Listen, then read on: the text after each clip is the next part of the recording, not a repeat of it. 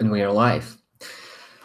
Hello, everyone. My name is Alex Shalaev, and you know me or might know me or want to know me as your friendly neighborhood developer advocate for GraalVM, which is then a very excellent project in the virtual machine. And we're going to talk a little bit about that. Today, we are having a great virtual jog session. If you are not sure what you are watching virtual jog. And the session is supposed to be Bootiful testing with Josh Long. Josh is running just a moment late, but he confirmed that he will be here. So since we do the introductions anyway, prior to the session, I thought that I would do that without him, and then he will join. And I'm sure he will tweet at me angrily why I'm doing this without him. However, let's do this. Let's share the screen and let's go through the necessary slides. I hope you're seeing the slides now. So yeah, Virtual Jog is the virtual Java user group. And if you have any questions to Josh, it's at StarWixMan on Twitter. He is, of course, the developer advocate, or maybe the developer advocate, depending on how many of those you know, at Pivotal, the company behind the Spring Framework, Spring Boot, and all that goodness. So while we are waiting, I was happy to insert this slide here. So why I would like to talk to you about GraalVM besides waiting for Josh. Also, we are in the Hangout session, and I don't see Josh if you have joined me. So if you joined, please cough or make a sound, because currently I don't see the cameras. So GraalVM is, of course, the high-performance, polyglot, embeddable virtual machine capable of running things in different languages. And it's an extremely exciting project. You can find that at graalvm.org. Of course, there was a typo on the slide. Let me fix that, because that is just terrible. GraalVM. Fantastic. graalvm.org. You can download things there. We just released 1.0 RC7 today. So it's a new release day. And if you are interested, you can just go and download, see the release note, acquaint yourself with GraalVM and see how to get started. It's or like ask me any questions. So Virtual Jog. If you are not sure why you're watching this video, Virtual Jog is the virtual Java user group. So we meet a couple of times a month, typically one or maybe two, and we enjoy technical sessions by world famous speakers and experts about Java, about software development, about everything. You can find more information at virtualjog.com. Or if you want to join us, we are keeping the mailing list and the members list on the meetup.com. So if you join this group on Meetup, then you can receive the announcements about the upcoming sessions. You will receive the reminders, and you occasionally will receive an email from us about Virtual Jog things. So join that. Other resources that you can consider joining are the Virtual Jog Slack. You can find that join that by that short Google URL. If you're watching this session currently and it's a live session, then you can join the live session channel on that Virtual Jog Slack, where we would have the discussion about the session. So you can ask questions there, and I will find the opportune moment and ask those from Josh or from any other speaker who is doing the session. You're welcome to share this group, the Virtual Java user group, because sharing is obviously great, or this particular session. And if you have any feedback, please reach out on Twitter. It's at virtualjog or at Shalaev to me personally. Yes. And now this video is, I will stop presenting my screen. So you're supposed to see me again. So as you can see, there is no Josh yet, which is unfortunate. But I just received another confirmation that he will be here. So if he's not here, we will angrily tweet at him for many minutes at once. So if you're watching this on YouTube, and most probably you're watching this on YouTube, and if the quality of the video is not up to your expectations, most probably this is because of your YouTube video client, which reduces the quality based on what it thinks about your network conditions. So you can use that little cog icon in the here. Maybe here. I've seen YouTubers point at things and then things appear. So in the right corner, bottom corner, there should be a cog icon, and you can click that and select the quality that you would like. Typically, it should go up to HD or at least 720. So it should be perfectly watchable. Now we have two options. I'm gonna go and check the live session chat. Yeah, we see there are people confirming that the video is running. Hi, Andy, Nick, and Eddie. So this is great that you're here. What we can do now, while we're waiting for Josh, you know what? We should take this opportunity and talk about GraalVM, right? Because what else there to talk about if not about the most interesting project to me, because I'm currently alone in this Hangouts. So GraalVM, I will open the graalvm.org website, and I will thank you. Thank you, chat. I will share my screen and we'll just go through the website, and I will try to tell you. Oh no! Oh no! Oh. I hear Josh. I will stop sharing my screen. Hello, hi, everybody. Josh. Let's see. Hi, everyone. This is Josh. Yes, I can hear you, and so can. There was a little bit of an echo. Go. Can you use headphones? On my side? Me? Yeah, sure. Let's see.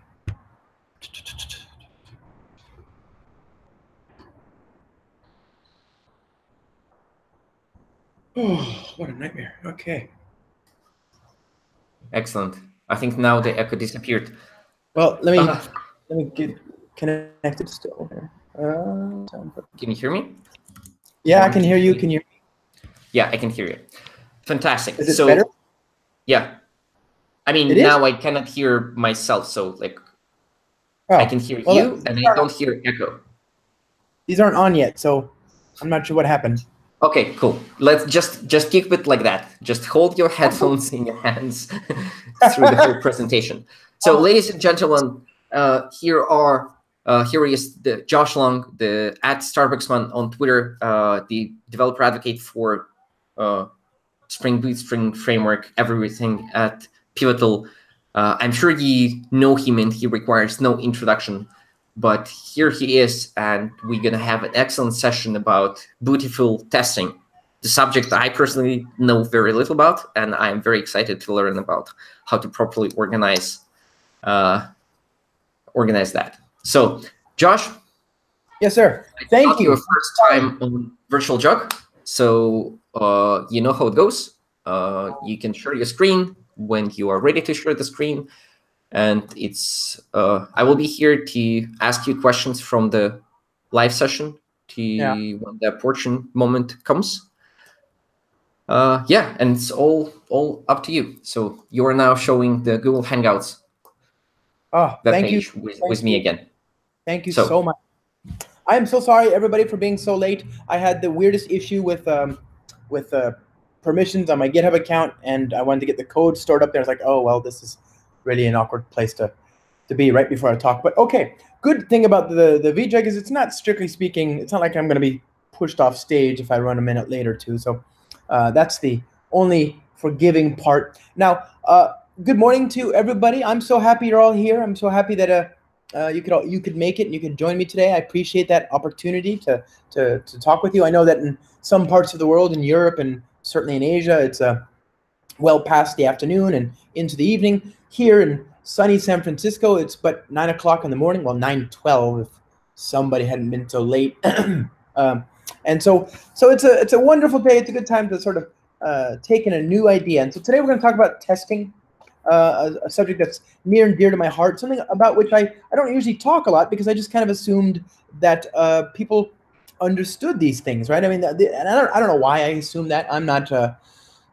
I should have known better. And at Pivotal, I work at a company called Pivotal, and of course at Pivotal, testing is a big part of what we do. So we'll talk about that as well. And it just struck me that I missed an opportunity. You know, I really should have been talking about testing more often. So this slide is incorrect. Actually, this is, whoa.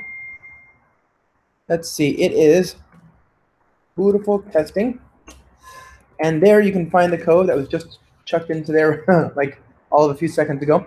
And so as usual, as always, I'm happy to engage. I'm happy to answer questions if you should have them. Please don't hesitate to reach out and to convene. Hold on, let me see. Yep, don't hesitate to reach out and to convene if you should have questions, comments, feedback, whatever. I'm always happy to engage. I'm on the internet. Let me see here. What do we got here? Hide that. Just trying to save bandwidth here, my friends. So I'm on the internet. If you have questions, don't hesitate to reach out to me. I'm at Starbucks Man on Twitter. There's my email. Always happy to answer questions if you should have them. A little bit about myself. My name is Josh Long. I'm a Spring developer advocate. I've done a number of different books and training videos. Not the least of which are the 7 that you see listed here. There's a gap on the bottom right-hand corner where my new Spring Security video with Spring Security lead Rob Winch would be. I've also am a co-author of this book called Cloud Native Java. It's the latest and greatest book that I just finished, and it's out there, and it's available in a couple languages. It's all about how to build applications that survive and thrive in the cloud. And in this book, we actually talk about a number of different things, not the least of which are testing. You know, a lot of the subjects that we're going to talk about today. We talk about building microservices, and it's in this exploration, in this discussion of this book, that we kind of, that I kind of appreciated that. Wow, you know, this testing thing becomes more interesting once you get to microservices, and that's why I think that's one of the genesis for this talk, is this sort of this realization that this isn't the same as what people were doing before. So we'll see that in a second as well. And of course, I have a new book coming out called Reactive Spring, the Reactive Spring book, and it's not done yet. So hold on to that thought. Now, the Reactive Spring book is another interesting concept, another interesting thing for me, because here I'm focusing on consuming Spring through a reactive lens. And so we need to kind of understand reactive in order to appreciate all the examples today, because ostensibly I'm going to be talking about things that apply to both non-reactive and reactive code, but I'm going to be demonstrating them in terms of reactive code because of all the things to test, that's perhaps the most unknown. And so when we talk about reactive programming, we just need to have a brief bit of background here. But reactive programming is ultimately just a recognition of the sort of traditional of the inefficiencies in traditional approaches to input and output on the JVM. You imagine that you've got suppose you have a Tomcat or something like this. Tomcat sat there on port 8080 listening for incoming requests. As the requests arrive, the web server accepts the incoming request, and then it's charged with producing a response, and it wakes up the servlet engine in the container. That in turn wakes up the Spring, in 2018, presumably, the Spring MVC dispatcher servlet. That in turn wakes up your controller, and that in turn wakes up your controller handler method. And there you do whatever work it is you need to do to satisfy that request, including but not limited to calling other web services, talking to databases, etc. And so long as you're doing all that work in that controller handler method, the thread on which you're producing that response is being monopolized. It can't be used for anything else. And this isn't particularly problematic if the thing you're doing in that controller handler method is of less duration than the time it takes for yet another user to end up knocking on your web server, on your port, on your service, right? The next user to come around, if that user should come around after you're done producing this response, you're great. Otherwise, you need to scale out, right? So, and the easiest way to do that is just to add more threads. But at some point, adding threads becomes problematic. It's inefficient. You can't usefully scale out to, for example, millions of threads, or at least not not in current architecture, right? Not in the current sort of approach. And so threads are also expensive. They have their own stack, and also remember, they're not real, right? At some point, you've only got pure actual concurrency per core. You know, anything beyond that is a simulation. So it's not like you can just make things concurrent that aren't. You know, at some point, the operating system can only simulate that multitasking so well. So the problem is that threads just aren't a reliable means of scaling out here, which isn't a big deal. Again, I work for a cloud computing company, and then as a cloud computing company, I'd love it if people bought more application instances and scaled that horizontally, certainly. But this isn't always a reasonable response. You know, it's a little tongue-in-cheek to say, oh, just Cloud Foundry scale +1, to add more instances or whatever. So we want to be able to do more with the same hardware, and we can do more with the same hardware if we can find some way to make the duration of that handler method less, or at least the time that's spent on that thread less. And if the work that we're doing in that handler method, the controller handler method, is I/O bound, it's bound to input and output, then I can ask the operating system to manage that input and output process. I don't need to babysit it, so to speak. And that means I can liberate that thread. I can use it to do other things. This is only true for input and output, right? Obviously, if I'm doing like Fibonacci or cryptography or Bitcoin mining or something like this, anything that's CPU bound or GPU bound, well, I'm not going to benefit in this case.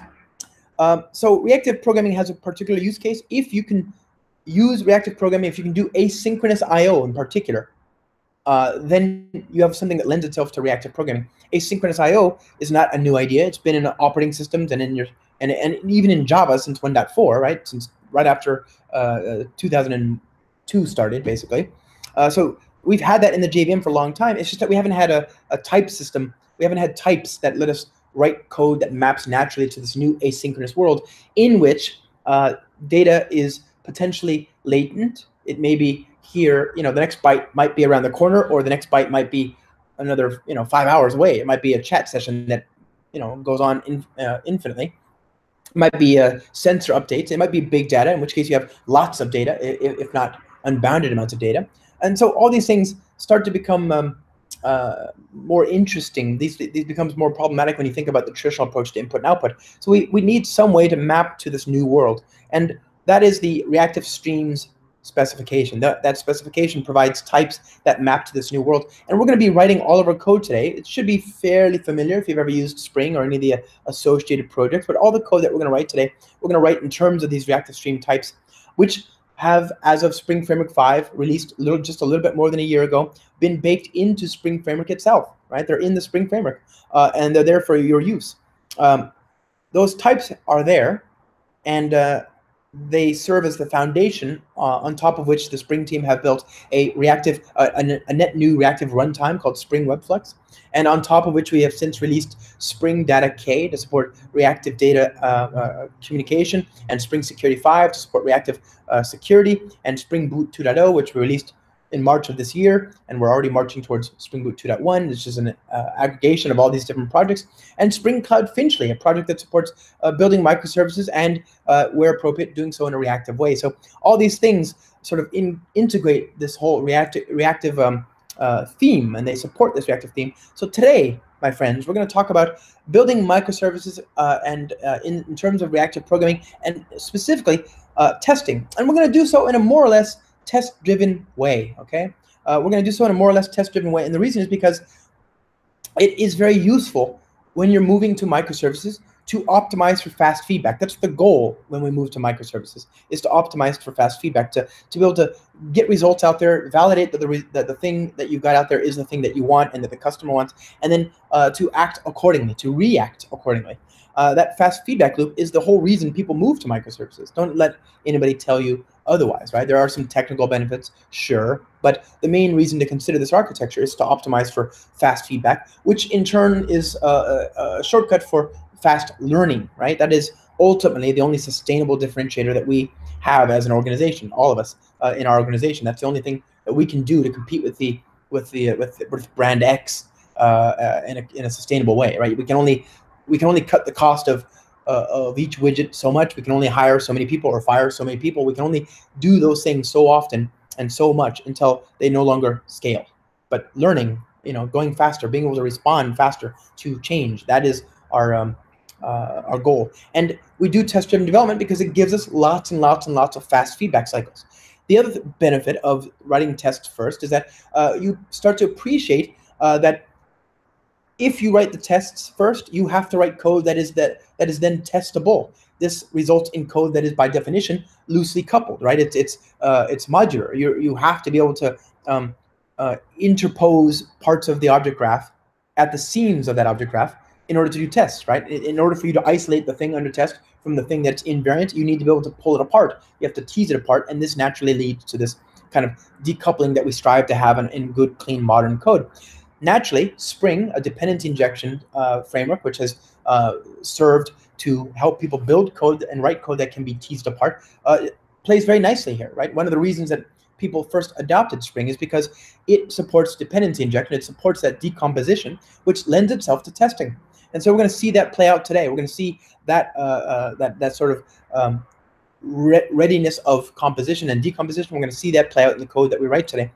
The other benefit of test-driven development is that because we're writing the tests first, we have confidence that everything that we have tested, everything that we have seen tested, is, in the code base. That is to say, we've written tests for everything that we've written, and thus we know that we have tests for everything to be written, right, or to have been written. And we can certify that when the tests are green, we've tested everything. Whereas if you do it afterwards, human psychology being what it is, deadlines and pressure being what they are, the cost-benefit analysis that we all sometimes falsely engage in our heads before doing the analysis of priorities being what they are, we may forget them.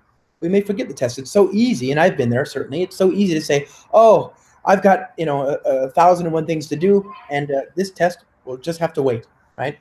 Just to interrupt you, since Yeah. you're talking about things people often forget, we are wondering here, are you intentionally showing the slide with the book and just talking, or? We're just talking, yep. Okay, cool. Thank you. Yeah. Don't worry. It was confusing a little bit, and I had that question, and then we had that question in chat, and I thought to maybe ask you. Okay, cool.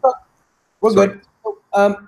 So the other benefit of test-driven development, of course, is that because we know that everything has been tested, because we have not had the opportunity to leave it to last, because by definition we have written all of our code first, we can take action based on the results of those tests. That is to say, we know that we have covered everything, and so we know that everything that should be covered or could be covered has been covered, and so we can act on that. We can deploy our software based on that with confidence. Whereas if we know that people have taken shortcuts, then we can't reasonably act on that code coverage. That is to say, we know that we haven't found any errors. We don't know if the code works, though. See what I'm saying? If you leave gaps in your test coverage, all we know is that we haven't been able to find an error. We don't know that the system is working because we don't know that we have full code coverage. And so this means that you have this interminable, painful sort of a slog of manual testing that you have to do, which we want to avoid. So the other benefit of test-driven development, of course, is that by definition, you are no more than a few control or command Z's away from working code, right? Because you have the ability to deploy what you have written that is green, the next logical thing that we can conclude is that nobody in the room is more than a few command Z's or control Z's away from a place where the code was green and thus could be shipped into production. That's a really nice feeling because you know that nobody has sat there on code that has been untested, right? So all these things are reasons to recommend test-driven development. We on the Spring team have some people that do test-driven development, some don't. At Pivotal, at large though, my goodness, we have a sort of a practice where we help customers all around the world write better code, and we optimize for agility. And a big part of that, of course, is red-green refactoring. We do pair programming. We have people on one side that writes the test that fails, that's the red bit, and then somebody on the other side writes the production code that satisfies that failing test code, right? And so that red-green refactoring process, you can do it by yourself, I suppose. It's I'm gonna do it by myself. I don't have anybody working with me on this particular outing today as we talk, but that approach, that it can be very fun, right? And finally, the last reason that you should do test-driven development is just because it's well, it's satisfying. It's you get this endorphin hit from feeling like you've accomplished something, and you don't feel like that if you have to write the tests after you've got the thing working, right? So imagine you're tasked with making feature X work in the system, and then you get it done, and it takes you forever, and you get it done, and then you're like, oh, I got to go back and write documentation and test now. I don't want to. I'll do it tomorrow, right? It feels like a chore. Whereas if you write the test first, then as soon as that test is green, the feature's done, right? So you get two birds, so to speak. You're no longer sort of dragged back into it. You're done. By the time that's green, it is done. So there's a lot of reasons to recommend this, and so that's what we're going to do today in our code. Now, with that, let's go to my second favorite place on the internet, start.spring.io. We're going to build a new service here today. We're going to call this the producer, and we're going to take advantage of all the latest and greatest here. I'm not going to tinker too much with all the stuff here. That said, I am going to create a application that is a producer. It's a service, and we're going to use Spring's reactive web support. We're going to use Lombok to make Java just a little bit more concise. And speaking of that, let's switch to the full version. I'm going to be using Java 11. You can use whatever you want. Obviously, 8 and 10 and 11 are all supported so far, but I've got Java 11 working on my machine. It works just fine. You'll see that I'll have to change a version of Mockito later on because that's not going to quite work. But that's, Mockito is a very easy fix, and then otherwise the whole thing should just work.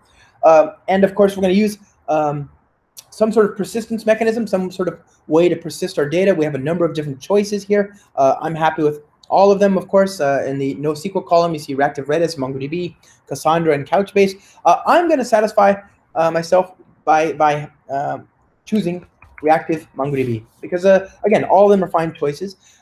In the reactive world, there's not a lot of really great options for natively reactive persistence, right? So I applaud MongoDB and Cassandra and Couchbase and Redis for providing natively reactive drivers. There's also some opportunities there in the SQL space. You see that Postgres has a natively reactive driver. It's not JDBC.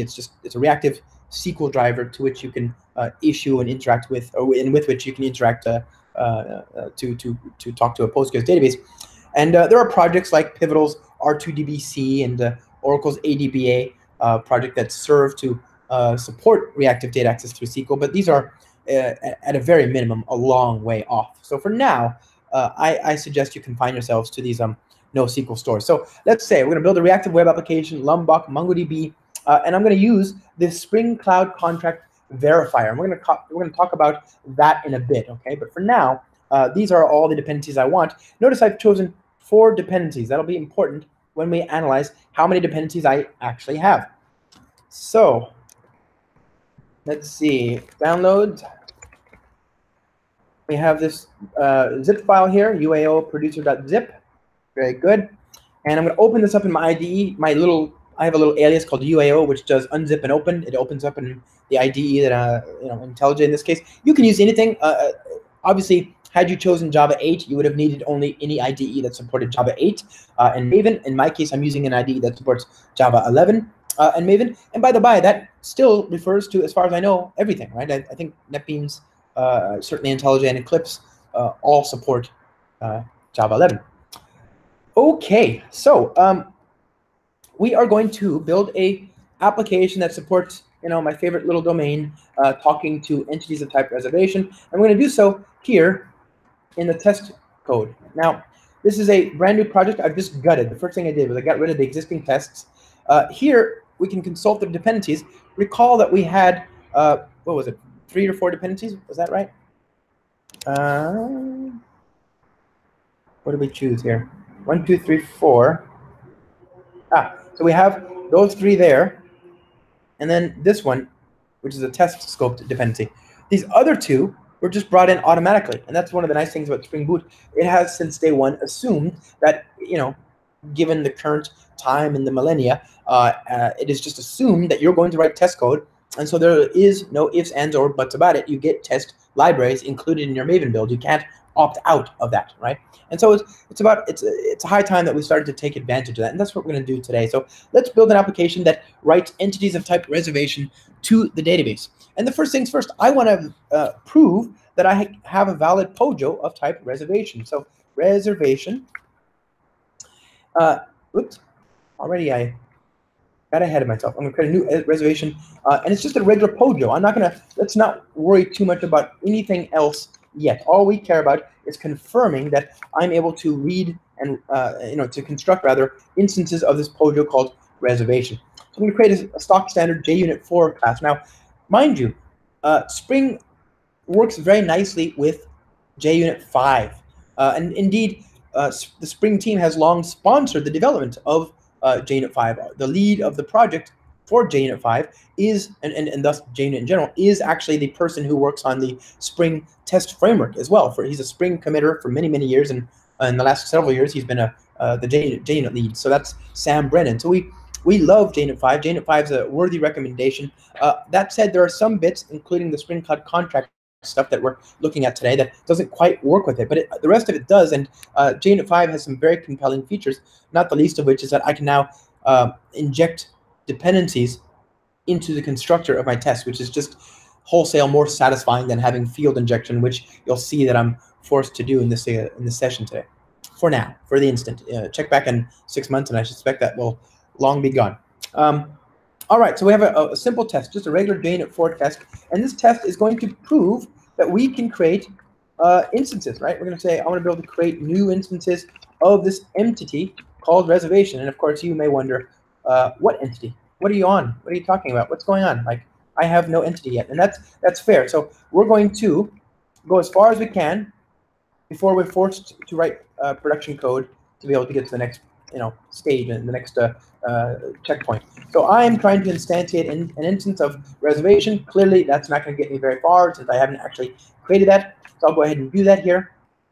I want to be able to call its constructor, passing in an ID, and the first thing that I'm going to do is I'm going to create a record that has an ID and a name, right? So I want to say just Jane, for example. Well, of course, already I'm in trouble. So I could go back here and I could create the constructor myself. But as you may know, there's this very convenient library called Lombok. Lombok is a compile time annotation processor, and it works by synthesizing at compile time things that are to be present on your entity, your type. So I'm going to use these annotations at data, at allArgs constructor, and at noargs constructor to synthesize a getter, a setter, toString equals hash code, and some constructors for my entity and the respective fields. So there we are. There's my basic entity. And now I'm just going to confirm the absolute basics. I mean, I'm sure you've done this all 1,000 times. I'm going to assert that the state of this object matches my expectations using the absolute basic assert API in JUnit, which has been there since time immemorial. If you've ever written anything in JUnit, you have no doubt at least started with that. And I do that just to establish basics, right? That's already on the class path. JUnit's certainly there, and we want to support making comparisons using that. That's obviously something we do. Secondly, though, I want to go a little bit further, because what happens if my test is a little more complex and there's no built-in assert method in the assert class from JUnit? What if I want to do something more interesting, right? I want to say assert. Well, in this case, there's not really something. I could just use not null, but let's say I had some more complex thing, right? Let's say assert true, right? It all boils down to these booleans. I could say, oh, reservation.get reservation name dot car at 0 equals k, right? For example, that kind of thing. And I could just be using, even there, I could use assert equals. But if you have some sort of logic that requires more of a test, then you can readily express using equals and so on. Perhaps you're testing for some sort of side effect, or perhaps you have some sort of recipe that needs to be confirmed. You end up boiling that recipe down into this Boolean that you then pass to assert true. And that doesn't tell you very much. It just says true or false. You have no idea when and where and why that failed. So a good practice here, of course, is to have a message. The first character should be k, right? and that's the first parameter there. But even then, you're relying upon a human legible message, right? So that's, I don't know, it's fine. Let's see what that does for us. Let's run that code and see what we get there. Okay, let the compiler warm up. Take its sweet time. Why is Kotlin? Did you see that? Okay, well, anyway, there it is. It's running, and that certainly worked. Great. That's I'm glad to see that. If you're trying to test something that has a more involved recipe, and that's something you may want to test more than once, and in different circumstances, you can use matchers, and the JUnit API supports this idea of a matcher, and there's a library called Hamcrest that provides a number of really interesting matchers. So let's say reservation .get reservation name, and I can provide my own matcher. Actually, if you try and provide your own matcher like this, it'll tell you to use the base matcher, right? So I always thought this is kind of funny. It says, do not implement matcher, extend base matcher, right? So base matcher. And then we get rid of all this. Of string. Okay, and there's my base matcher. So here you can contribute the human readable text message. First character should be J.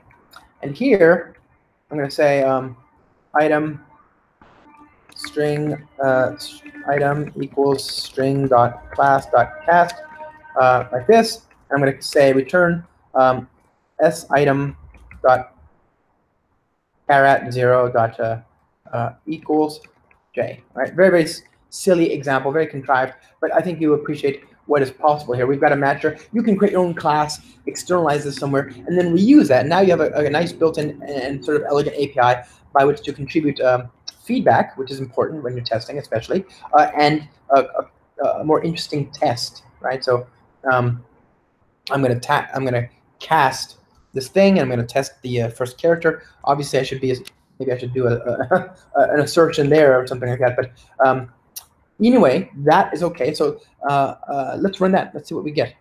Run.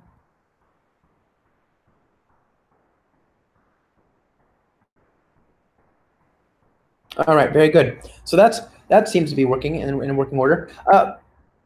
This is fine. Both of these approaches are fine. I do use the matchers a fair bit. I almost never use this style anymore, right? I almost never use the assert equal variants. And the reason is because I prefer the more type-safe, friendly, sort of fluid assert J library. And all of these things, you'll note, are already on the class path. These are tools. These are time-tested utilities for testing in the JVM community. And we incorporate that sort of best-of-breed feedback in the selection of libraries that we've added to Spring Boot by default. So I'm going to say now, I want to assert that the reservation dot get ID, or reservation name, is equal to ignoring case Jane, right? And I want to say that get ID is not blank. So it knows about not nulliness and not emptiness, but it also knows about the fact that this is a string, and so it's giving me interesting things, not just null, but is not blank, which is something that specifically applies to strings. And I think that's a really nice approach. It's very fluid, and it kind of, the test writes itself, and the explanation as to what the test is proving sort of writes itself. I suppose that's true as well for these other things. I just like having these little options hang off the side of a control space invocation there, the auto-completed sort of test, right? Test sort of writes itself. So that's a very, very simple test. I've tested, a number of different things the same exact way. I tested a number of things the same exact thing a number of different ways. Now that I have a valid object, I've gone that far, I want to write this object to the database. So I'm going to create a document that I'm going to persist to MongoDB. And this is going to be a document that I'll persist with the Spring Data Reactive MongoDB API. But first things first, I need to confirm that this will persist correctly. Okay, so forget about our high-level APIs, our particular repository for working with MongoDB. We just want to confirm that given something that we know is able to save objects to MongoDB, that our object can be saved to MongoDB, that it'll round trip correctly. So we're going to say public void, persist throws exception. Right, so I'm going to create a very simple test here that will test that I can write things to the database. Well, of course, how do I test how do I write to MongoDB? Well, I can use an object called the reactive Mongo template. Right? And this template is something that Spring will provide for you. Spring will instantiate this object and make it available for you when you're using Spring Boot.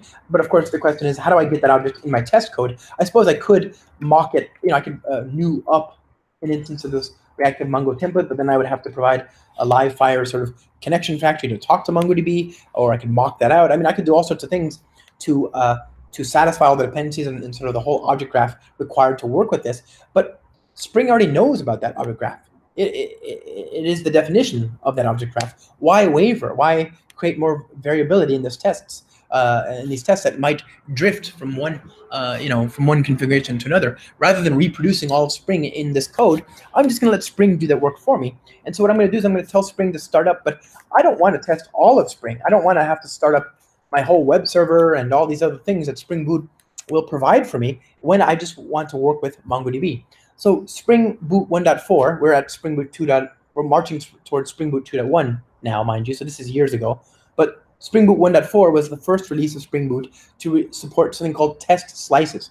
A test slice is a thing that that activates things in a logical layer of your application and lets you ignore basically beans and other layers. The result is that for any given test at any given layer, your application's footprint is very, very small. So here I'm going to say data Mongo test, and that'll bring up the bits required to work with MongoDB, isolating everything else, ignoring everything else. And I need to tell JUnit that I'm going to be using Spring to sort of configure this test, right? So I say Spring runner. So this is a runner. If you're using JUnit 5, you would say extend with Spring extension class. Okay, so it's different. And now with that done, I can tell Spring, look, I want you to inject this field for me. I want you to inject this. And like I said before, in JUnit 5, this can be a constructor argument, which is just it just feels cleaner, right? But for now, we're sort of stuck with what we got. Now, what we want to do is we want to persist this object, and so we want to confirm that when we write the object to the database, that we get the result that we expect back. And so what I'm going to do is just to instantiate a few instances of the objects and then write it to the database. So let's do that here. We're going to create a publisher, a reactive publisher. Okay, and we should look at that here. We should take a moment to appreciate what's happening. I'll say flux.just, and I'm going to create two entities that I'm going to persist into the database. So private final reservation 1 equals new reservation, and it'll be 1. And let's say, or actually, I'm not going to create the ID because I want that to be handled for me by the database layer. So I'll let that be provided. 1 record is 1 Mario. 2 will be Makani. Okay, so there's 2 names there. And what I want to do is I want to write these to the database. So I'm going to visit each one of those records, and I'm going to do so by putting them in a reactive publisher. So this.1, this.2. Now, when I say reactive publisher, I mean that this is an object that will publish items. It implements the reactive streams publisher type. A publisher publishes items to a subscriber. The subscriber receives each new item that's available, when it's available, asynchronously and out of band in the onNext method. If there are any exceptions, the onError method gets called, and if processing terminates normally, the onComplete method gets called. The most important method I kind of skipped over here because I wanted to come back to it. OnSubscribe is where the subscriber is given a subscription, which represents the connection, the session, the link between the producer and the consumer. And here, the subscriber can request more records of the producer. The request method is how the consumer signals to the producer that it can or cannot handle any more records, right? This is how you, as a consumer, you push back on the producer. This is called, in the reactive world, back pressure. But you can just think of it as flow control, which is something you have to do when you write any kind of network protocol at all. So we're going to use these reactive types, but we're going to use specializations of them from our pivotal reactor project that implement these types. One is called a flux. So a flux is a publisher that produces 0 to n values. So I'm just creating an in-memory flux there, but it is just a publisher. And what I'm going to do is I'm going to visit each one. I'm going to say map each reservation and save it, right? Save each one like that. And the result of calling save, of course, is a mono. So the result of map, if you've ever used Java 8 streams, you probably understand, is that it's going to accumulate the result of this lambda into the larger thing. So it's going to create another publisher full of, in this case, monos of type reservation. A mono is another kind of publisher that has 0 or 1 records. So it's, both mono and flux are part of the reactor project, and the result of this operation would be a publisher full of publishers full of reservation, which I don't want. So I'm going to flat map. I'm going to unpack the intermediate type there, like so. And so there we go. There's my flat map operation, and naturally this could be a method reference. So I'll say, okay, there we are, saved. And now I want to confirm that that actually worked, right? That everything has worked. And so the reactive API in Spring, Reactor in particular, provides this thing called the step verifier, which lets me say, okay, visit each record, subscribe to the result of this publisher, and then assert certain things about them, including the following. I want to assert that the publisher has the something that matches this following predicate, and I'm going to do that twice. So let's create a predicate that looks at the results that come back from that publisher. It's going to be a predicate matching reservations. P new predicate. It's just a regular Java 8 predicate, by the way, right? So here we are, and I'm going to say, oh well, the dot reservation name should be non-null, and string util dot as text reservation dot get ID. All right, and that of course is well expressed as a lambda. So let's just do that. Very good.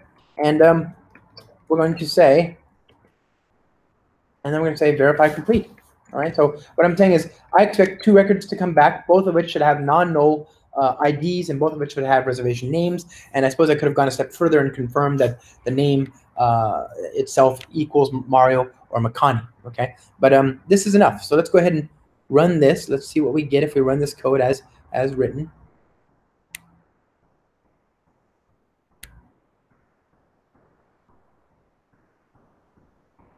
Okay, so there's my little test. That took 360 milliseconds. If I run it again, I wonder what that gets me.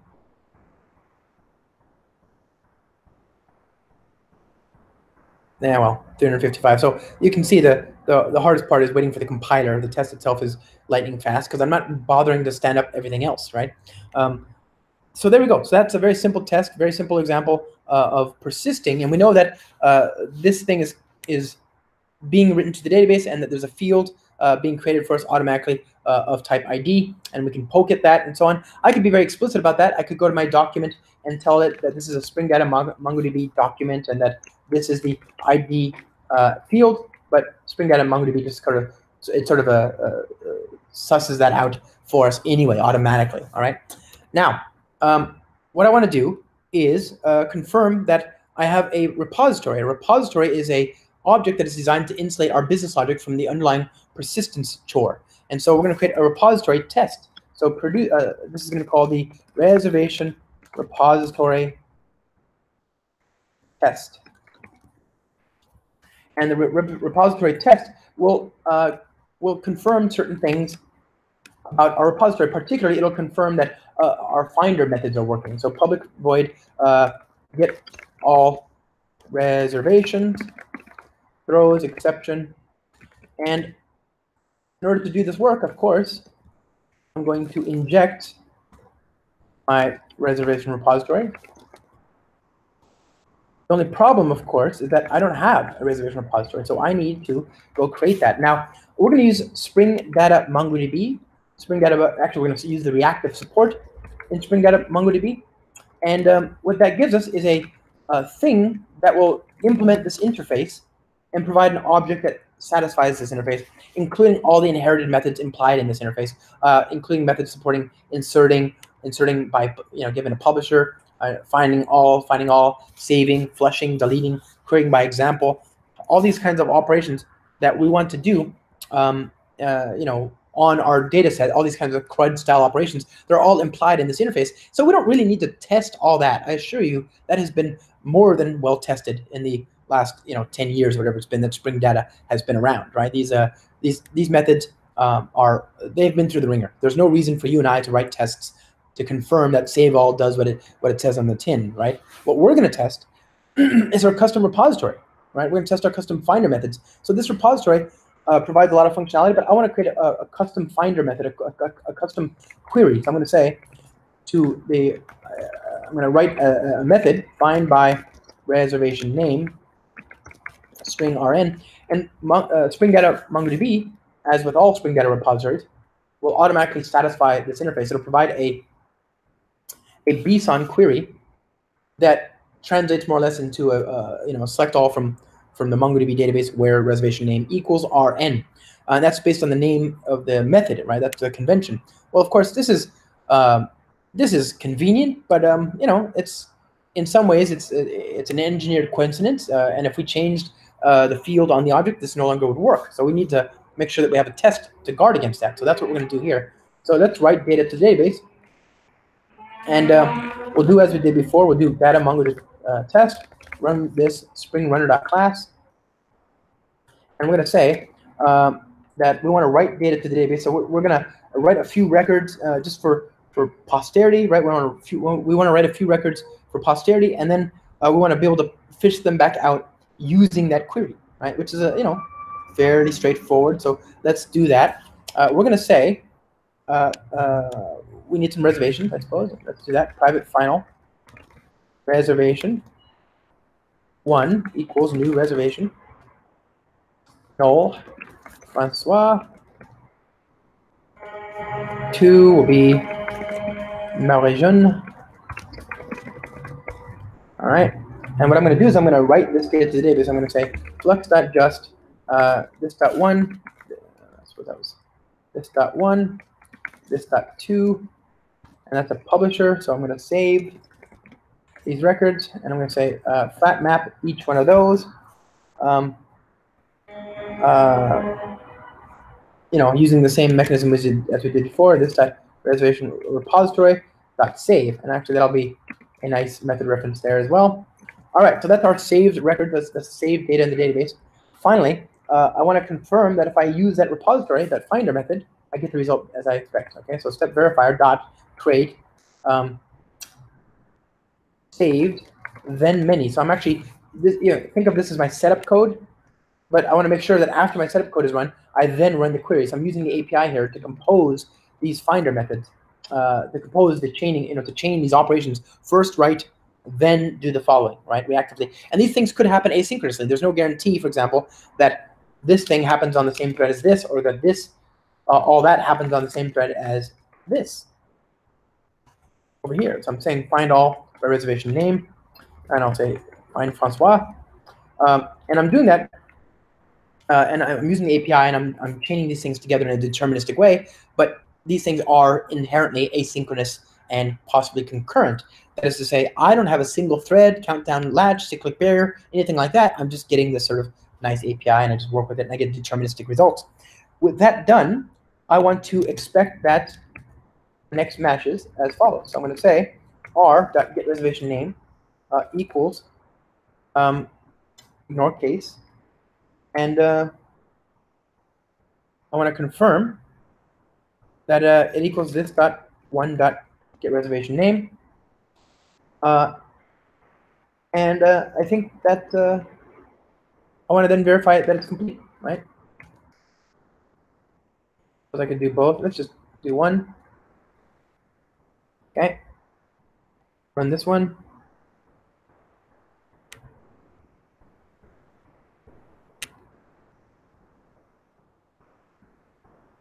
Good. So that wasn't so bad. So I wrote some tests to confirm that this is going to work as I expected. Well, now, good. So that's our repository there. I'm satisfied that everything with respect to taking a POJO and writing it to MongoDB and then being able to fish it back out again with a query is working as designed. Right now, I can move up to the next layer in the architecture, which is my REST endpoint. So I'm going to say REST reservation, REST test, I guess. Okay, and this will use a different slice. Here, I'm going to use the webflux test, and as before, I'll say springburner.class.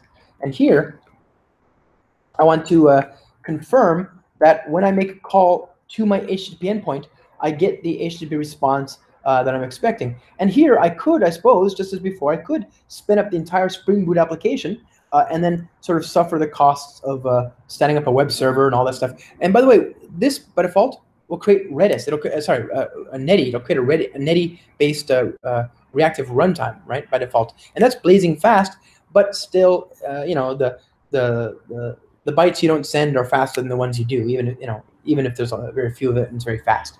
So I'm going to use a web test client in order to do this, and that's already automatically synthesized for me. It's already created for me, so I just inject that web test client here, private web test client. Okay, like that. I'm going to say public void get all reservations. Throws exceptions, throws an exception, and I'm going to use the client to confirm that when I make that call, I get a response that it matches the shape of what we're expecting. So localhost 8080/reservations, and I want to get I'm going to tell the client to make the request, get the body back, and I'm going to confirm that the status is HTTP 200. It's okay. I'm going to expect that the header has a content type of media type application JSON UTF value, and I'm going to expect that the body has a certain shape to it. In particular, I'm going to poke at the resulting JSON and confirm that it has, for example, a record at the first index called that has an ID that is equal to, let's say, 1. And I want to poke at the body again, and I'll say that, let's see, JSON path at .1 reservation name is equal to 2. Right, so there's my simple test. Obviously, this is going to fail, but let's just run it anyway, just to confirm what's what.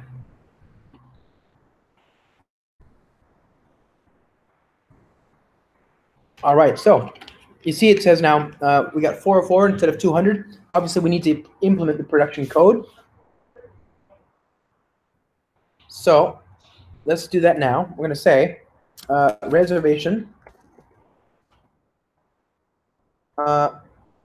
REST configuration. And I could, by the by, create this REST endpoint using a REST controller. Certainly, that's very, very easy to do. But I figured, since we're looking at reactive, let's look at functional reactive endpoints in Spring Framework 5 and Spring Webflux. And I think those are very clean, very nice to write. So I tend to write those a lot these days. But again, entirely up to you. It's a style choice as much as anything else, ultimately. So router functions dot route request predicates dot get / reservations new handler function. And what I'm saying is, I want to, when somebody makes an HTTP GET request to / reservations, I want to return a response, a server response, having a HTTP status 200 OK with a payload that comes from this reactive publisher. And in order to create it, I'm going to, since I'm using Java Bean configuration here, I'm going to inject my repository. I'll say rr.findAllReservation.class. So there's my code. Let's clean that up a little bit here. We use lambdas. I love lambdas.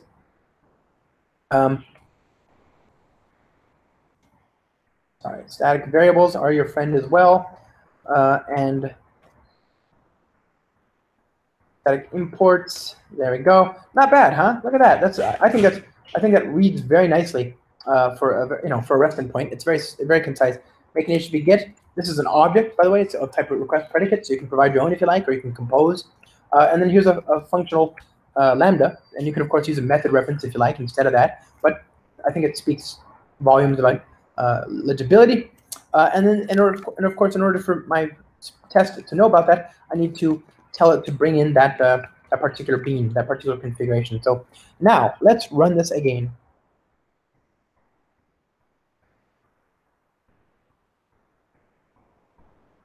What did I do wrong? Well, look at that. I'm missing a bean of type reservation repository. Remember what I said about the test slices?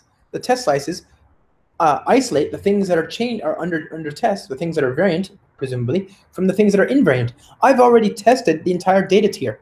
At this point, I have absolutely no need to confirm again that my repository is working.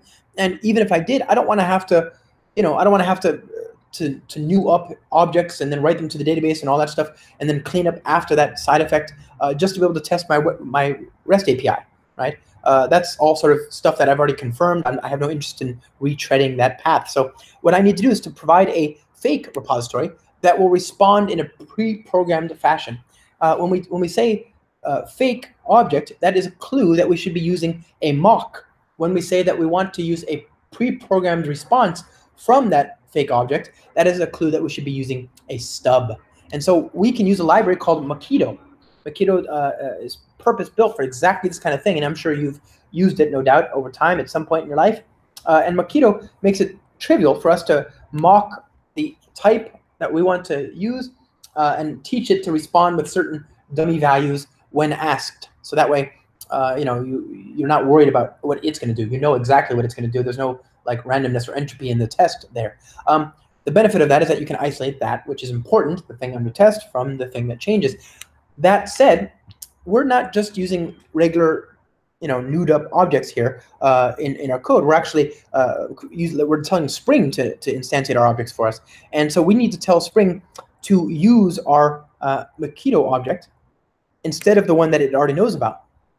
So we need to do some very sort of a selective slicing and dicing here, right? This is more granular than even the test slice would support, right? We need to remove an object and then add another object with the identical type, so that way we don't have duplicate types of beans in the object graph and all that stuff. So we could do that, but thankfully Spring Boot 1.4 also introduced @mockbean. @mockbean is a Spring Bootism that in turn delegates to Mockito. So what I'm going to do is I'm going to say create a reservation repository. And if I were to run this test with this annotation on this type, and this type did exist in the application context, which it might, for example, if I had selected a Spring Boot test instead of WebFlex test, if I had said @mockbean on any bean that exists in the application context already, this mock object would replace the object in the application context. As we don't have that object in the application context, this annotation has the effect of contributing the mock bean to the application context. So I want to pre-program. I want to stub out some behavior there. So I'm going to say mockito.when this.reservation repository find all, and then when that returns, I'm going to return a publisher with some hard-coded records, right? So I'm going to say that I want to say let's see, private final reservation 1 equals new reservation else. Okay, and then 2, we'll say Pablo. All right, so there we go. We've got some names there, and I'm going to return a hard-coded list of names. So this.1, this.2, and there we go. So now, when asked to return all the records to do a find all, my repository is not going to actually return anything. It's I'm going to return this thing here. Okay, these 2 records that I've synthesized here, these fake records, and so I can confirm now that the ID should be equal to 1, and I'm sorry, the name should be equal to Elsa, right? That's our test.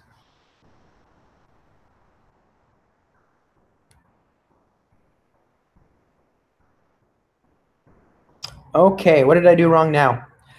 Remember I told you that we're going to have trouble with Mockito? Well, that's this error here, right? I'm using Spring Boot 2.05. That's the latest and greatest as of October 3, 2018. Mockito has just been updated to fully, completely, and utterly support Java 11, but the version that's included in Spring Boot 2.05 doesn't quite do that. So I need to change the version here. I'm going to say Mockito.version, not vision, but version, Mockito.version equals 2.01.release. Okay. I think. And this is a property. I'm just overriding a property. Spring Boot has a number of different dependencies that it manages for you. It level sets those dependencies and makes sure that they're consistent across all the different transitive dependencies that you might bring in. The thing, of course, is if you want to change that dependency, you could redefine it in the dependency management section. But we've also created these very convenient little properties. So all you need to do is to oh, it's not that one. It's 2.21, isn't it? 2.20. There we are. So I'm going to use 2.20, and I'm going to redefine the property once. I'm overriding this property, and anywhere that property is used in the application graph, including in the top and in the other code, we'll see that new redefined value. So I get the effect of transitively bringing in 2.20 now. Now, I saw just the other day that let's see, is that not the right one? 2.20. Re-import. What did I do wrong?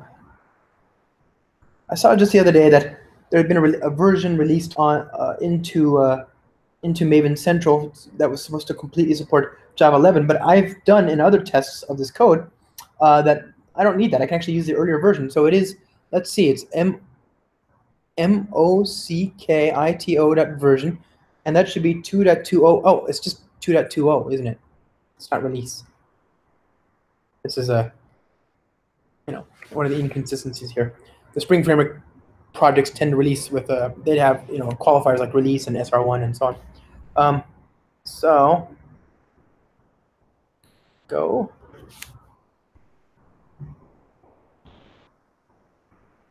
So the code's compiled. Now let's run it.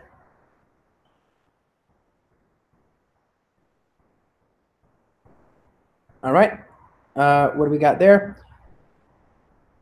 So the data is asynchronous, so it could have been either one. Oh, that's because I chose one there. So there you go, 0.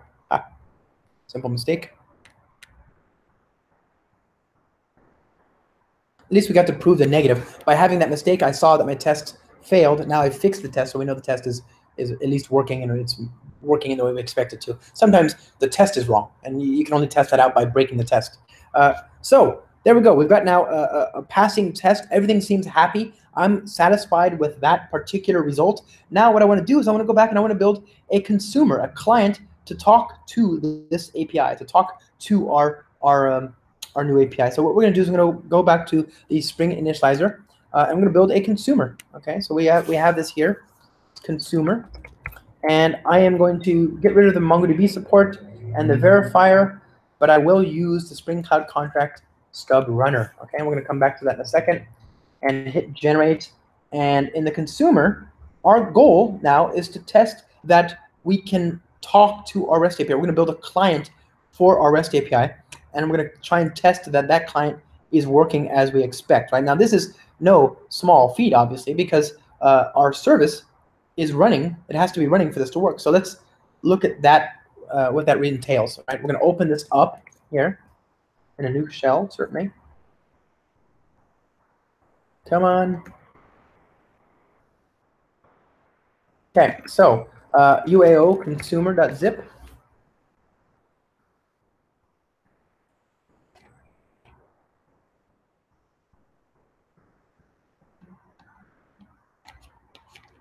Okay, and let's build our test, our first test. What we want to do is test our client, which we haven't written yet, certainly, but we'll get there, right? Always do. So we're going to say consumer REST client reservation client test, okay? And our client test is going to work with our reservation client and get all reservations. Throws exception. And we're going to inject our reservation client.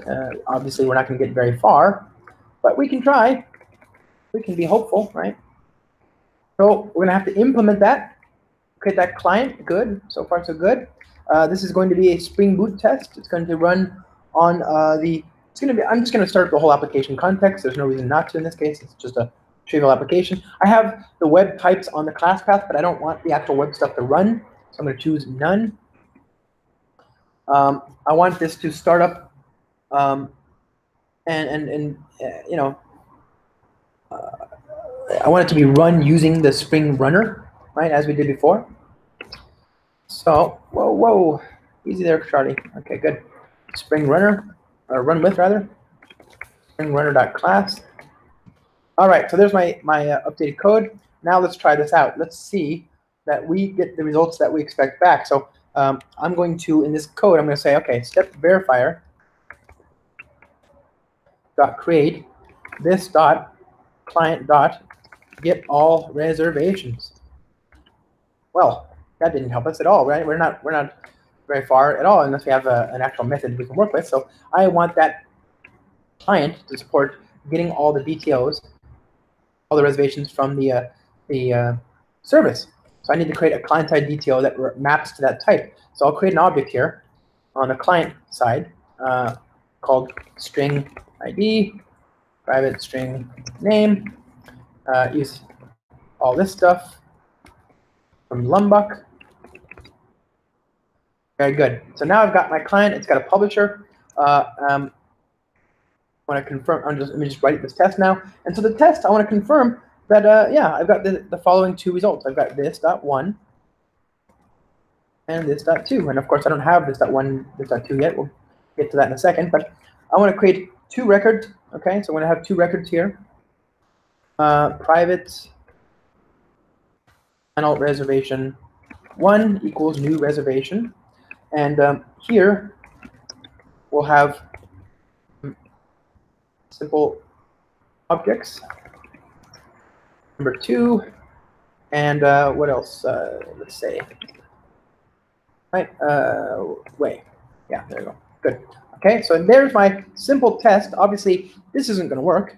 It fills me with joy to think that it might, but then then in that ephemeral joy is dashed as I realize that this couldn't possibly work. I haven't actually implemented the client, nor have actually told Spring about the client for a start. So you can see it doesn't even know about the bean reservation client. So the simplest thing we can do there is just to make it a Spring bean, like so.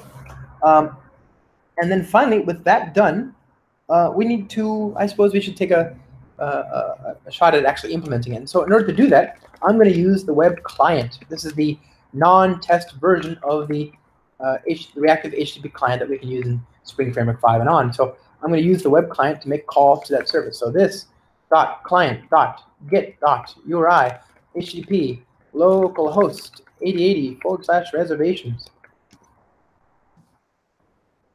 dot retrieve dot body to flux. I'm going to turn it into a publisher. I'm going to turn it into basically a stream of records of type reservation. And there we go. There's my call, my reservation call. Now, in order for this to work, I'm going to need a web client. I have to instantiate one. I can do that in a configuration class, of which the consumer application, by virtue of the fact that it has Spring Boot application, and that in turn is transitively annotated with add configuration. I can do that here as well. So I'm going to just say bean web client, and I'm going to tell Spring to inject the web client builder that is out there. And the reason I like to do that instead of just creating the bean directly, which you can certainly do, is because when Spring Boot starts up, it may want to configure interceptors on this web client. For example, if you're doing OAuth, you can have Spring configure an OAuth interceptor. Or if you're doing client-side load balancing, you can have it configure an interceptor on the web client builder, which will then, you can then customize the builder however you want. You can do this, that, and the rest, and then finally when you're done with it, you hit build, and that gives you the web client. So by using the builder, you're letting Spring automatically do things for you that you've asked for. In this case, I've asked for nothing, but I wanted to make sure we saw all that, okay? All right, let's try that test again. I think we're probably going to be in a better position. Probably. Maybe. Sorta? Nope. That's a bummer. Look at that. Java net connection exception. That, I think we saw that coming, didn't we? I think we all understood that that was going to happen. I need, in order for me to test this client, I need the service. And without that service, I can't test this. I can't prove anything. And so this gets us into an uncomfortable situation. I'm trying to get fast feedback I'm trying to keep my test coverage quick and fast and lean, and I'm trying to defer to the very end the progressively more exhaustive and slower integration style testing, right? Integration testing tests and smoke tests and end-to-end tests, those kinds of things that should be at the very top of the test pyramid and be the smallest percentage of your tests. And yet, in order for me to do this kind of thing, I would probably need to do something like that, right? And that's not a very friendly situation, especially in the world of microservices. In English, when somebody comes into your home, and again, this changes from one custom to another, but in English, when somebody comes into your home or place of work, it is customary to say welcome. You say welcome to them. That's a very polite, very friendly, very cordial greeting for somebody coming into your home. If you want to be impolite, if you want to be jarring, if you want to be hostile to somebody coming into your home or place of work, the customary greeting then is, here's your seat, please deploy this Kubernetes cluster, right? And so that isn't a friendly thing to say to somebody who's coming into a place of work or a home. It makes them feel like you don't like them and want them there. And I understand that feeling, so I don't want to feel like that. I want to be able to stand up a REST API that I can talk to without having to deploy all the machinery required to test that service, particularly if I am truly just working on a client and have no awareness of the implementation of the service. One option here is to use WireMock, right? So let's go to WireMock. Let's go to our test here. WireMock is a thing that allows us to, guess what? Mock out the wire. It's a separate project. It's not a Spring project, but it's on the class path already, thanks to the Spring Cloud Contract stub runner dependency. And all we need to do to use it is to configure WireMock. So I say @autoconfigure WireMock, and I'm going to say I want this to run on port 8080, and it's going to create a fake server that's going to return, pre-programmed responses, sort of like Mockito did for our objects, right? Our typed objects. So I'm going to create a fake server here, and I'm going to say WireMock dot stub4 WireMock dot hit, and it'll be reservations.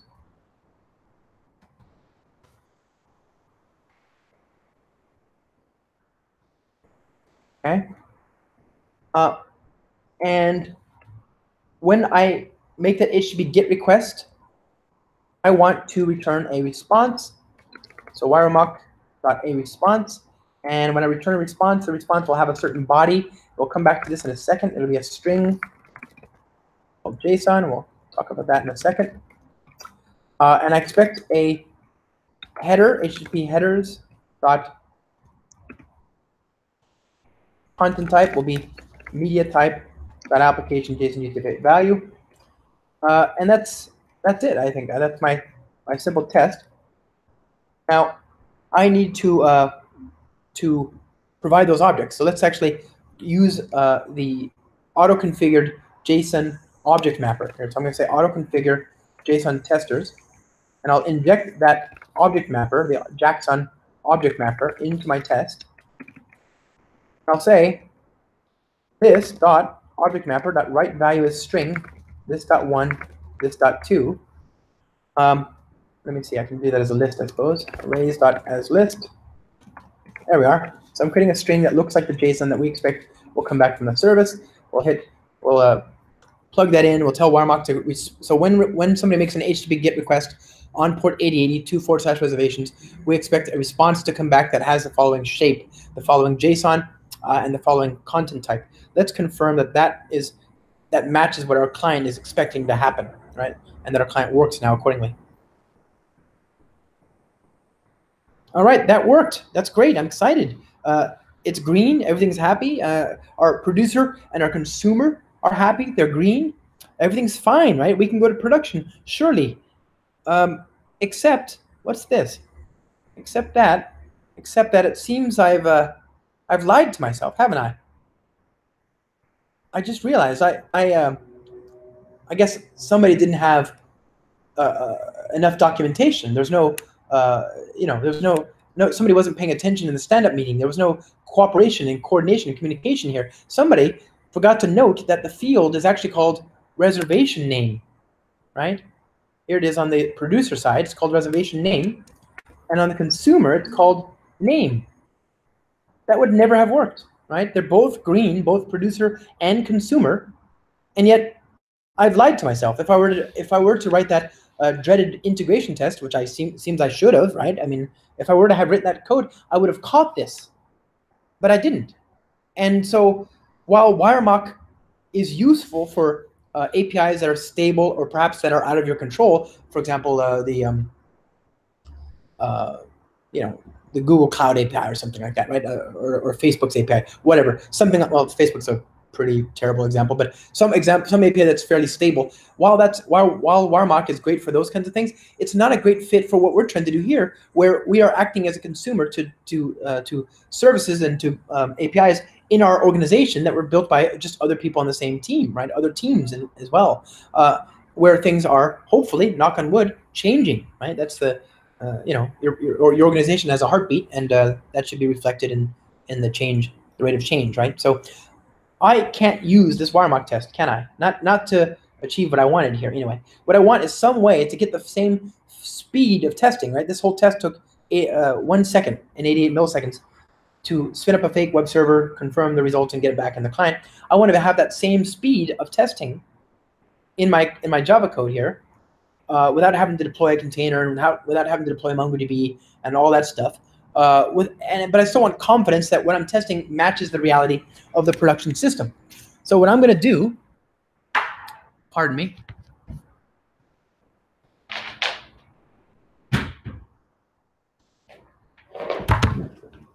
So what I'm going to do is I'm going to use Spring Cloud Contract to create a contract that describes the API, and that I can then consume from the client. So let's go back to our producer here. And in the producer, what I'm going to do is I'm going to go back to my build and in my test code, rather. I'm going to go back to my test code. I'm going to create a new directory, source test resources contract. Okay, this is going to be a Spring Cloud contract. Spring Cloud contract is a project that supports consumer-driven contracts. That is to say, these are not schemas. They're instead things that get transpiled into tests, just like our unit tests. And they are going to be run when the application builds. And so they provide a harness, a catch-all that will catch any issues in the code. We're going to create a simple contract here using the Groovy DSL. It should be understood that there is there's a Kotlin DSL that's already workable, but it's not quite yet GA. And so you can use either one. And the goal here is to describe an interaction with your API that we expect to maintain for all clients that need it. So this is why it's called consumer-driven contracts. Is normally the consumer of the API drives the creation and maintenance of these contracts. They say, look, my iPhone client, my HTML5 client, my Android device, whatever, expects this API to have the following behavior, right? Because what's the point of building an API that nobody wants to use or nobody can use or that requires further work? So it's better to drive API development from the use cases encountered in the wild, right? So that's why we call this consumer-driven contract testing.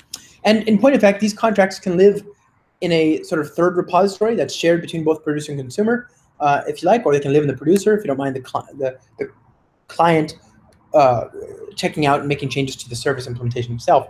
So my contract is going to return all reservations. I'm going to describe a request and response. So again, what I'm capturing here is a use case that I expect to maintain.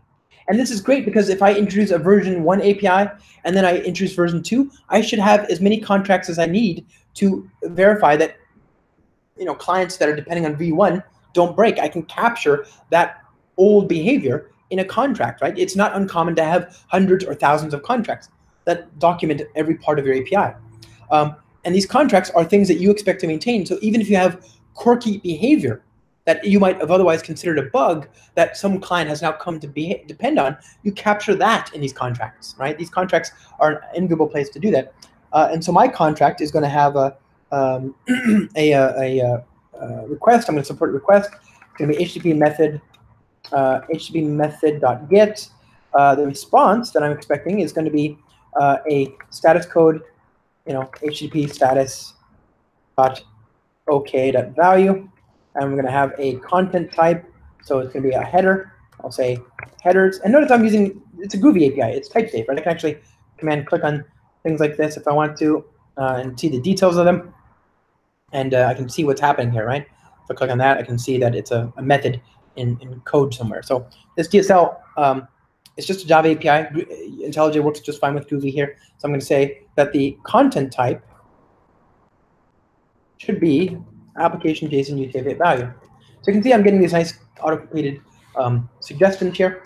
And then finally, I want to have a body. I want to have a response in the body. And I can do this a couple ways. I can use a nice syntax in Groovy that supports object literals that kind of look like JSON, actually. So I can say ID equals 1, reservation name equals like that. For example, that's one style. Or I can just use Groovy's support for multi-line strings. Both are really convenient. This is why writing these kinds of tests is very nice in Groovy, because I can use multi-line strings or this object literal notation that gets turned into JSON basically for the purposes of our test.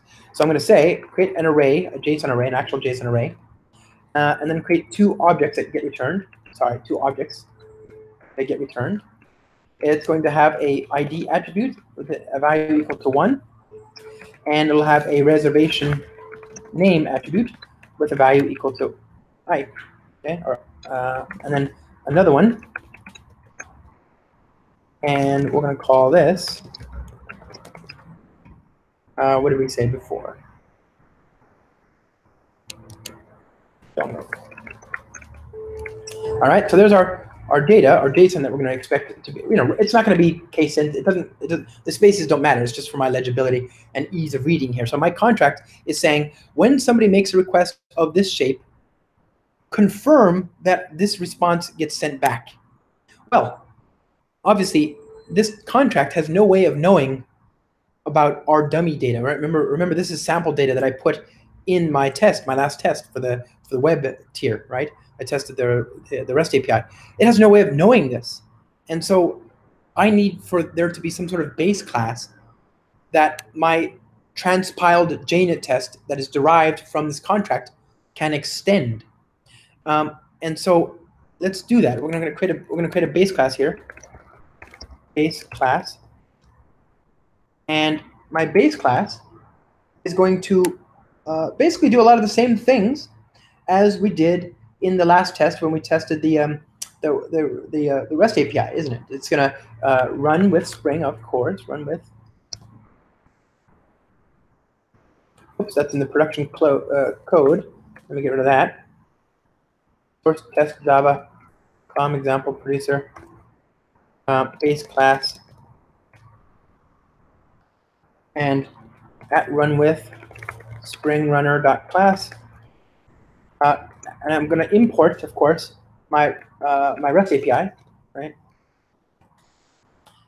And finally, it's going to be a Spring Boot test. We're going to tell it to run the web environment on a random port. I'm going to use certain properties here. We're going to say properties equals server.port equals 0. All right, so there we go. There's that base class, and my base class is going to set up the machinery required for other tests to run. And you can have as many base classes as you like. There's all sorts of conventions you can apply to map base class types to tests and so on. But I'm just going to assume, for the purposes of this simple demo, that we have just one base class because we've only got really one contract at the moment. So I'm going to use this variable, this local server port thing, to inject the port on which the application will start up, because, of course, that could be any arbitrary port. And I'm going to create a mock bean for my reservation repository as before.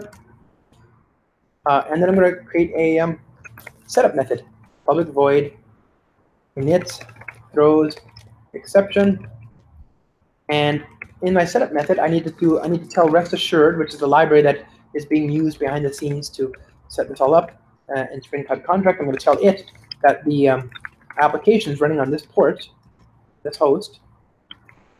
And I'm going to also do as I did before. I'm going to go to my REST test and copy and paste that.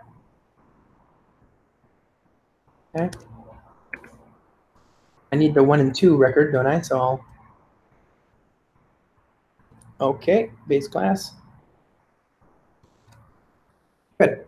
Nope, that's the wrong one. What was the last one I tested? It was here, I and Zhongwei. So now, when the base class is extended, it will turn the generated test into a Spring test that will have this initialization logic that'll set up this mock repository, this stub repository. It'll set up this sample data in the database by stubbing out the result. So we'll have the result that we expect. The only thing left to do now is to tell Maven, to tell our build to enforce this contract. What good is a contract without enforcement, after all? So we need to configure a Maven plugin that will run as part of the build on the producer, or at least as part of the build for the thing that contains these dependencies. And so I will return to our dependency management section, sorry, our build plugin section. I'll say plugin is equal to group ID, org Spring Framework boot. Artifact ID will be Spring boot Maven plugin, and the cloud artifact ID will be equal to Spring Cloud contract Maven plugin. And we need to tell it that it supports extensions, right? We need to configure the plugin to know about our base class. So we're going to say base class.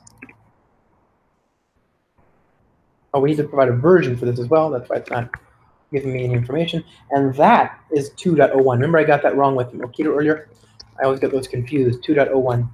Unfortunately, because this is a plugin from Spring Cloud and Maven, for reasons I don't understand, doesn't support version management of transitively described plugins. You can do dependencies, but you can't do plugins. So that's a bummer. I have to manage that version myself, which is just one more place that things can break for no reason. Com example, producer, base class, right? Isn't that right? Com example, producer, base class. And that's it. Oh, I want this. Oh, because we're using reactive code, right? I have to tell it to be explicit. By default, it'll assume Spring MVC style endpoints instead of reactive WebFlux based endpoints. So I have to tell it to be explicit. I'm hoping that this property changes in a future release because it's not very explicit. However, however explicit it was intended to be, it's not explicit at all for me. So I'm hoping they'll change that. This might break if you try this out in like a year or 6 months, whatever from now, and that's good. So just keep that in mind. There might be a new attribute. Maybe it'll be something more natural like reactive or something. Okay, so there's my plugin. Let's see what happens. Let's see what happens if I go to my build, my producer, Maven clean install.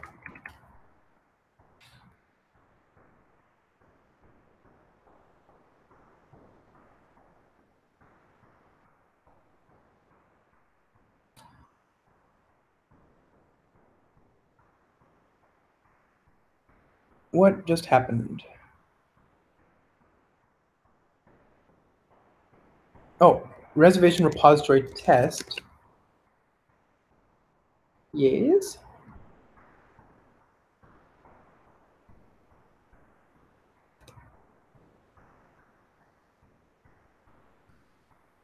Oh, it's because I have the same record in there multiple times. So I was expecting just one record. So in my earlier test, I got away with it because I only had one record. But since I just ran the code again, the previous write to the database is still there, and now it's running the query again.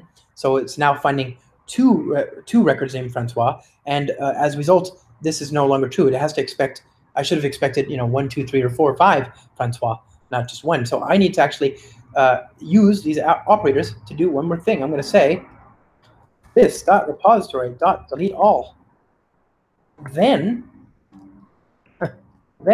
do the save, right? So that'll first delete everything, then it'll write everything. So let's now try that out. What do you think?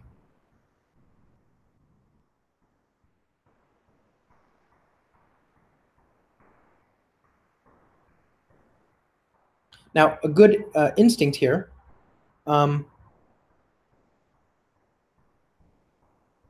What just happened?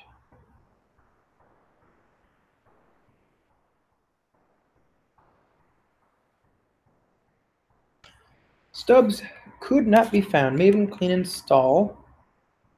Producer chart. Please make sure that Spring Cloud contract. Okay. Producer. Let's see what I did wrong here, my friends. Spring Cloud contract. Maven plugin. Extensions true. I don't know. Feels like I did everything I'm supposed to. Test mode is explicit. Base class. Source test resources contracts. Aha.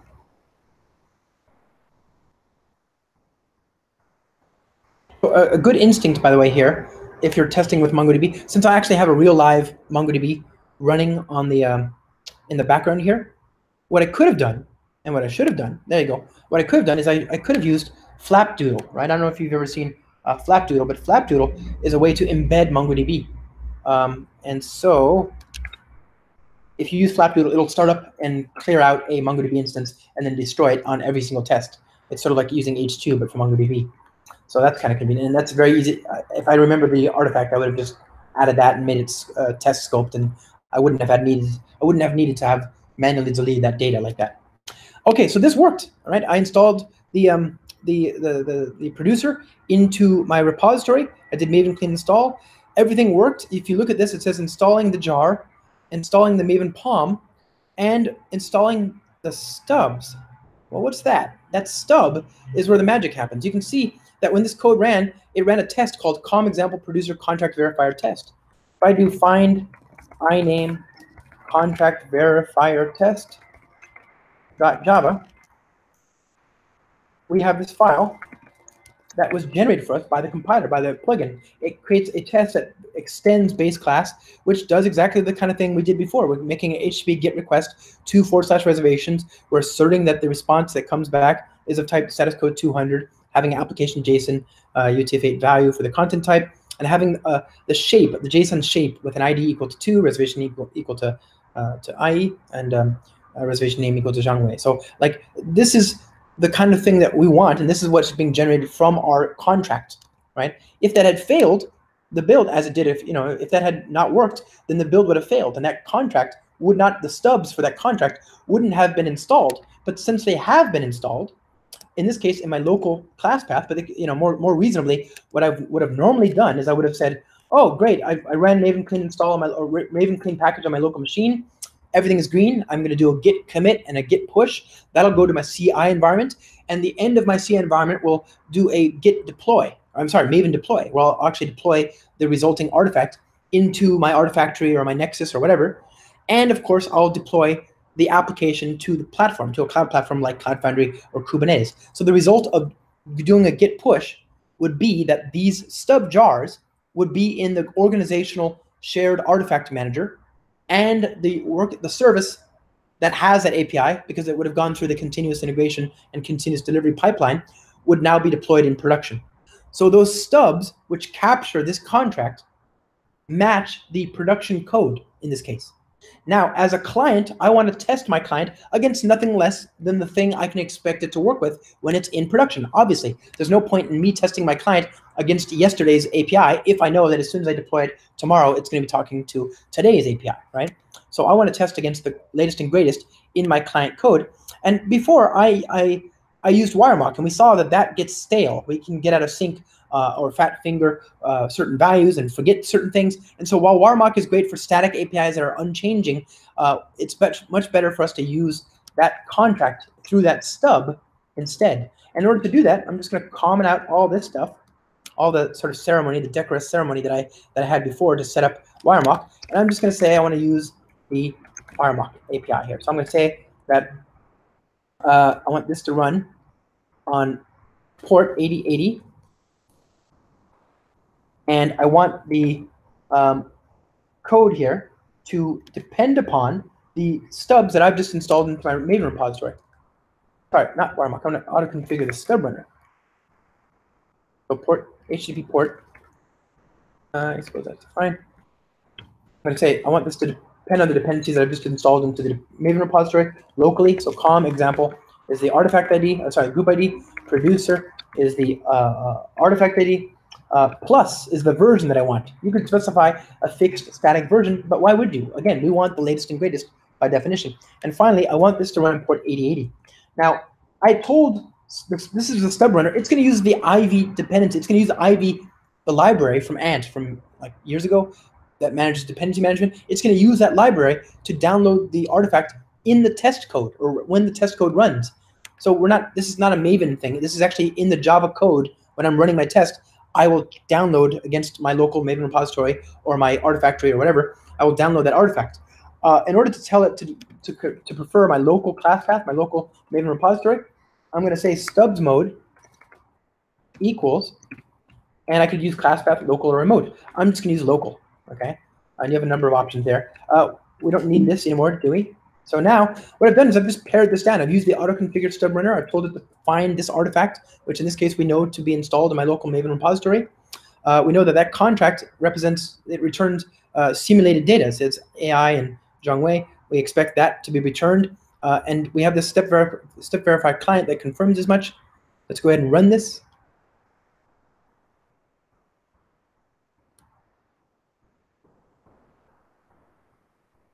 Cool. That isn't cool. What happened? I jumped the gun on that, didn't I? Oh, look at that. We found our bug, right? The assertion that comes back says we're expecting a record named with a name attribute equal to AI. Well, of course, the REST API, the actual producer, doesn't have such an attribute. And so the attribute that came back wasn't mapped to anything in our Java code. And so name is null.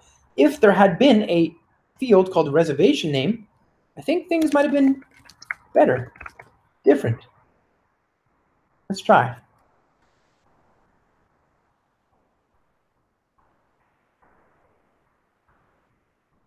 Aha, that's cool, right? So that is actually confirming that our tests are working. We're testing against the real API. We know that it's the real API because that real API was tested. The contract was only deployed after it was used to successfully issue requests against our actual API, right? It generated a unit test that exercised our real production API, and the stub that we've now installed and are now using was only installed after all those tests were green.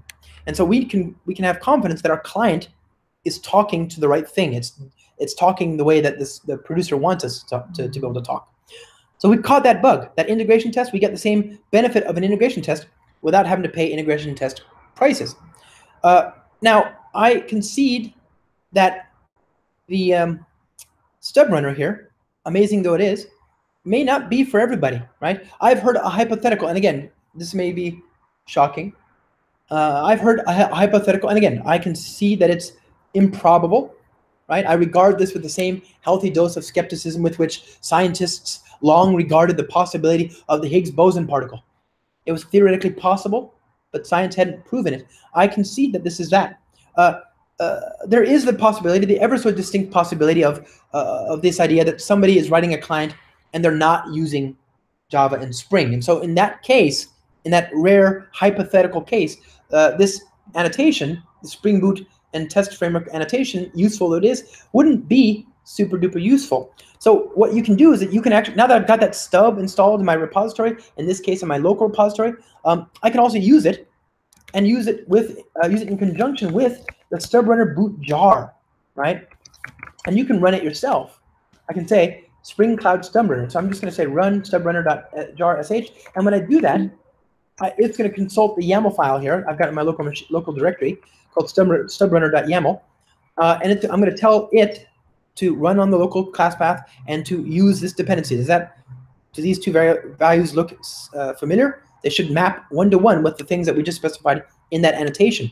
And so when I run this, it's going to check on the local class path, and it's going to download this stubs jar, which is just a few kilobytes, right? It's just a few JSON documents that have been compiled into a jar that my stub runner client code knows how to turn into a fake REST API that we can then talk to. So now I'm running this. Okay, it's downloading the world there.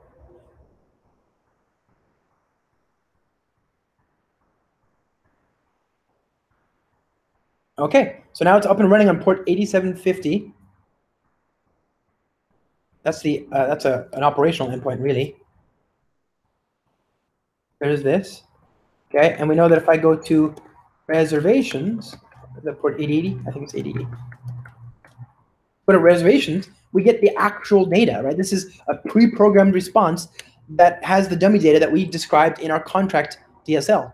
And yet, it's an actual API. So now, if I have an iPhone developer, an Android developer, HTML5 developer, I don't have to be the impolite English speaker, right? That says, here, have a seat and please deploy this Kubernetes cluster. I can say, here, you need these APIs to develop your HTML5 browser client. I know you have no interest in deploying these 500 microservices just to be able to start that process. So here is a stubs jar that has all the APIs with pre-programmed responses that mimic and match the reality of the actual production services today. Enjoy. We have only begun to scratch the surface today, my friends. I wish we had a little bit more time. I appreciate that we've gone well over time. We've looked at testing from the very simplest to the sort of integration level using Spring Cloud Contract and consumer-driven contracts. And we've only begun to scratch the surface. We could, for example, use messaging, and Spring Cloud Contract helps with that. We could use, for example, service registration and discovery, and we can actually mock out my service registry using Spring Cloud Contract as well. So we have a lot of possibilities that go well beyond what we've illuminated and hinted at here today. With that, I want to thank you for your time. It is a pleasure to be back on this most amazing of channels, and I hope you got something out of it. And thanks for sticking around if you did at all. Appreciate it. Yay! I'm sure you can stop sharing your screen now. Thanks a lot, Josh. This was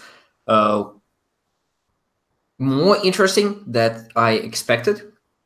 And it was excellent. I learned a lot. I didn't know about personally didn't know about the stubs jar file, and that you can specify contracts that way. So you educated me. I'm sure you educated more people today. That was excellent. I think, unfortunately, we run slightly over time. Sure.